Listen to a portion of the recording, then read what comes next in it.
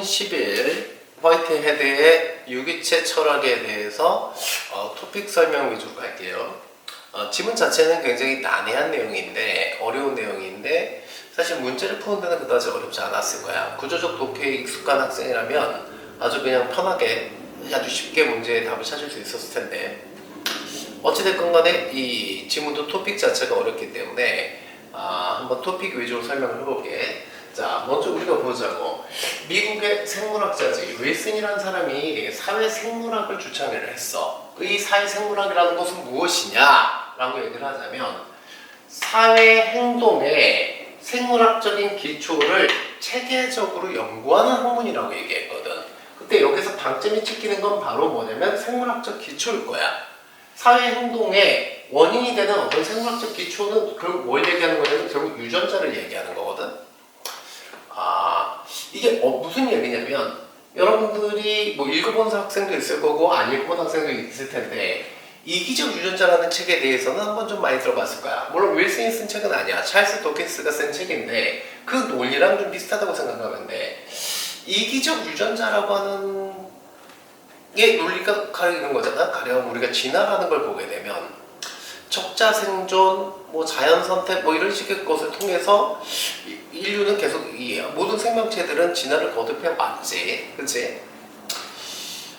그런데 그러니까 모든 개체는 종족 번식의 본능을 가지고 있어. 그런데 여기에서 재미난 건 뭐냐면, 생명체에서는 종족 번식의 본능으로서 설명할 수 없는 특별한 일들이 종종 벌어지거든. 이타적인 행동이야. 어떤 이타적인 행동? 자신을 희생해가지고 다른 존재가 다른 존재의 번식을 도와준다라는 거지. 이게 어떻게 설명이 가능한가? 가령 우리가 벌이라든지 개미의 사회를 보면 어때? 일개미라든지 일벌들 이 종족 번식 생식에 전혀 관여하지 않거든. 근데 그들은 자신의 개체의 생명을 희생하면서까지 공동체를 지키려고 하거든. 이걸 어떻게 설명할 것이냐 라고 얘기했을 때 찰스 도킨스는 뭐라고 얘기했냐면, 이 개체라고 하는 것은 유전자를 운반하는 기계에 불과하다. 즉 유전자가 계속 이렇게 계승돼 가는 것, 계속 살아남아서 다음 세대로 넘어가는 것이 중요한 것이고, 개체라고 하는 것은 중요하지 않다. 그러니까 우리 이 모든 인간을 포함한 모든 생명체는 뭐냐면 유전자의 명령을 받는 기계라는 거야. 이런 식의 사고 방식이 뭐냐면 지금 사회생물학이라고 보면 될 거야. 당연한 얘기지만 여기에 대해서는 당연히 여러 가지 비판이 있겠지. 자, 먼저 우리가 이렇게 생각을 해보자고. 그럼 우리 인간은 철학적으로 얘기했을 때 왜 살아가는 거야? 우리 개체들은 왜 살아가는 거야? 단지 DNA를 다음 세대에게 물려주기 위해서? 그러기 위해서 살아가는 거야? 그래서 이 많은 경험을 해야 되고, 이 많은 고통 또는 이 많은 기쁨, 우리가 살아가면서 겪게 되는 이 모든 것들은 아무 의미가 없는 것인가? 이런 철학적 질문에 이런 사고방식은 대답할 수가 없어. 또 하나 뭐냐면, 대표적으로 이런 사고방식에 대해서 많은 철학자들이, 인문학자들이 뭐라고 비판을 하냐면 환원주의라고 비판을 합니다. 환원주의는 뭐냐면 부분을 가지고서 전체를 설명할 수 있다는 식의 사고방식인 거야. 그러니까 이 전체를 구성하는 부분의 어떤 특성이 때문에 이 전체가 이렇게 되는 거다 라는 식으로 지금 굉장히 단순화해서 생각하는 사고방식이라는 거지. 그런데 이 환원주의는 당연히 문제가 있잖아. 부분이 모여서 전체를 이루게 되면 어때? 굉장히 복잡한 상호작용을 필수적으로 가지게 되거든. 그런 것들에 대해서는 고려하지 않고 단순히 이 유전자가 이런 속성을 가지고 있으니까 개체들이 이런 행동을 한다 라고 얘기를 하게 된다면, 이거는 조금 이렇게 쉽게 받아들일 수 있는 얘기도 아니고 너무 단순한 거 아니냐, 뭐 이렇게 인문학적인 어떤 교양이 부족한 어떤 사고방식 아니냐 라고 이렇게 비판하게 되는 거지. 자, 그럴 때 이 사회생물학을 서포트해 줄 수 있는 굉장히 좀 고급진 철학이 있어요. 고급스러운 철학이 있는데 그게 뭐냐면 화이트헤드의 유기체 철학인 겁니다. 화이트헤드의 유기체 철학은요, 이 유전자를 다음 세대로 이어가게 하는 것이 우리 생명체의 존재 목적이라고 얘기를 해요. 화이트헤드도 이걸 존재 목적이라고 얘기를 하고, 이 존재 목적을 다른 말로 얘기해서 우리가 생명 중추라고 얘기를 하거든. 그런 점에서 화이트헤드도 이 사회생물학의 어떤 기본적인 전제를 인정하는 겁니다. 그런데 여기에서 좀 다른 점이 있다면, 화이트헤드의 철학은 단순한 한원주의가 아닙니다. 굉장히 이 복잡다잡한 여러 가지 것들의 이 상호작용들을 설명하고 있고, 또 이러한 이기적 유전자라든지 윌슨의 사회생물학으로는 대답할 수 없는 철학적인 질문에도 대답을 하고 있어요. 그리고 점이 일단 굉장히 큰 차이인 겁니다. 그러면 어떻게 다른가? 그 내용을 한번 좀 들어가 볼게. 먼저 화이트헤드는 어떻게 생각하냐면, 현실 세계를, 우리의 현실 세계를 어떻게 바라봤냐면, 현실적 존재자들의 관계망으로 이루어진 하나의 거대한 유기체라고 바라본 거야. 자, 여기에서 현실적 존재자들이 관계를 이루어. 그래서 하나의 유기체를 이루고 있어. 우리가 문학에서 유기체 이론을 많이 다뤄봤었지만, 유기체라고 하는 건 뭐야? 부분으로 쪼개서 생각할 수 있어. 손과 손가락, 발, 뭐 이런 식으로 내 몸의 어떤 부분들을 부분으로 생각할 수 있지만, 이것이 나한테 떨어져 나가는 순간 나는 이 손은 나의 손이 아니거든, 더 이상. 그리고 이것은 또 나라는 어떤 전체도 바뀌게 되는 거야. 즉, 유기체라고 하는 것은 뭐냐면 불가분적인 거야. 쪼개서 생각할 수는 있지만 실제로 쪼갤 수는 없는, 모두가 어우러져 있는, 버무러져 있는 그런 거거든. 자, 근데 여기에서 우리가 지금 봐야 되는 건 뭐냐면, 이 현실적 존재자들이라고 하는 개념인 거지. 자, 이 현실적 존재자가 무엇인가를 보게 되면, 이제 화이트헤드의 유기체 철학이 어떻게 사회생물학은 대답할 수 없었던 철학적 문제들을 대답해낼 수 있는지 여러분들이 아실 수 있을 겁니다. 자, 현실적 존재자라고 하는 것은 뭐야? 현실적 존재자는 무엇인가? 여기에 대해서 화이트헤드는 뭐라고 얘기를 했냐면요. 모든 존재는 있잖아요.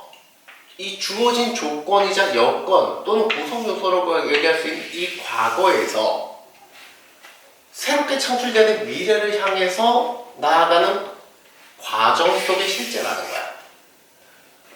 즉, 과거에서 미래로 나아가고 있는 과정 속의 실제인데,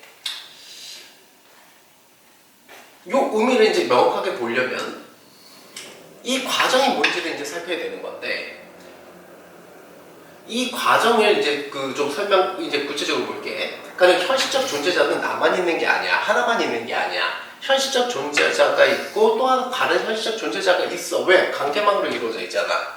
자, 이런 현실적 존재자들이 서로를 파악해 나가는 공제라는 과정을 거쳐. 오케이?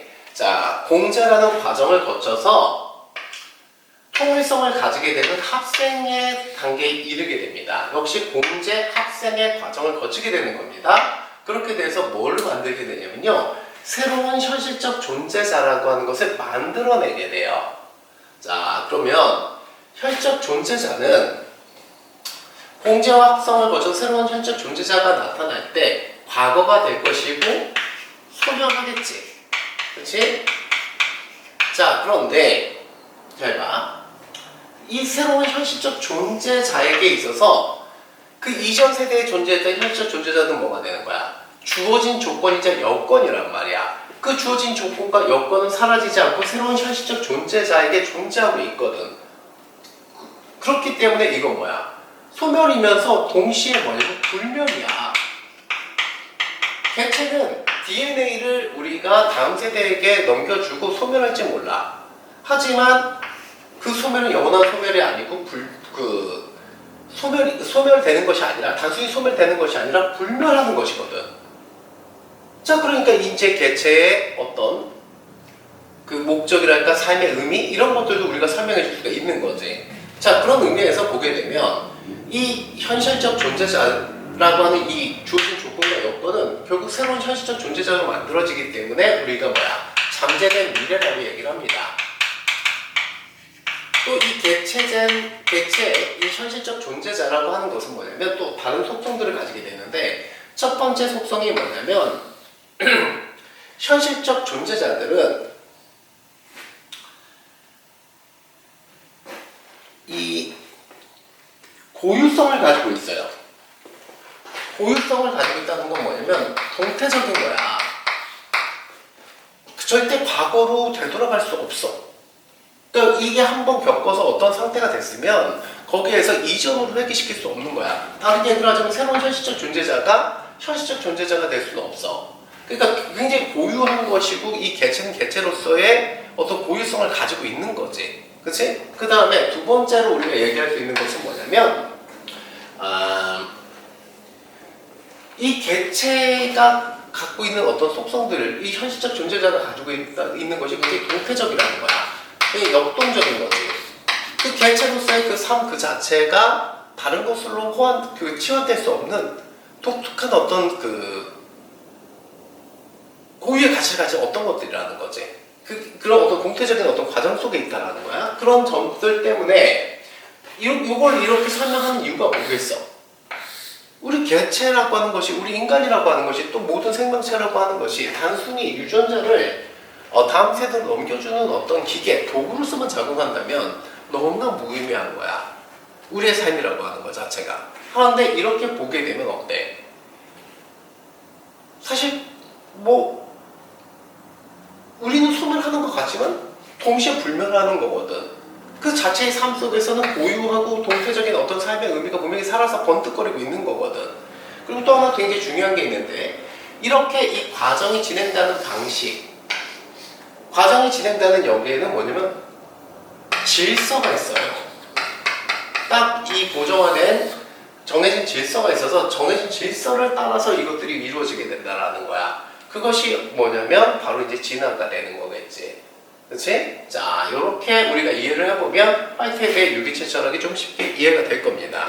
되겠습니까?